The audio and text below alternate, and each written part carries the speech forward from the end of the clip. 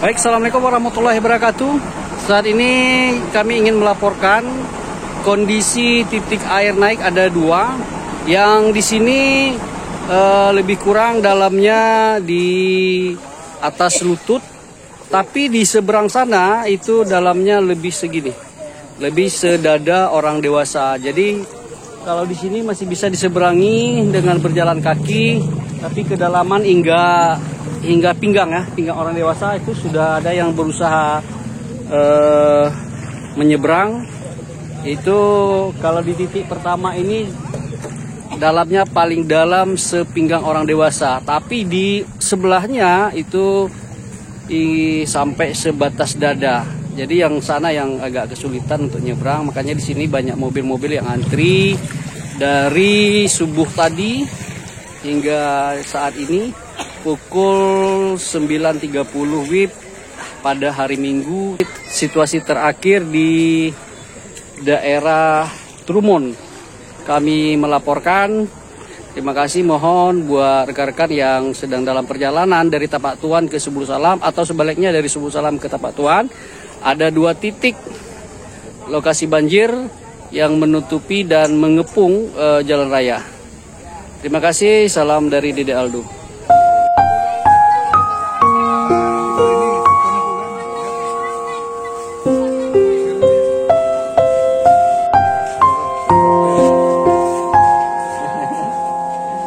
Sudah berapa malam kejebak banjir sejak perjalanan dari Medan sampai saat ini di Trumon? Sudah 2 malam. 1 malam di Gelombang, 1 malam di Ladar ini. Di Gelombang kenapa nggak bisa lewat? Air juga. Oh, air atau ada semacam larangan atau Ya, larangan. Karena kalau air besar itu dilarang sama penduduk, nanti ombak dari mobil itu bisa merobohkan rumah sana ke rumah kayu. Iya. Makanya dilarang. Malam di Gelombang. Malam ini kemungkinan bisa 3 malam karena yang sudah ini lama surutnya. Oke. Malam. Sini semua ganggu aja. Assalamualaikum warahmatullahi wabarakatuh.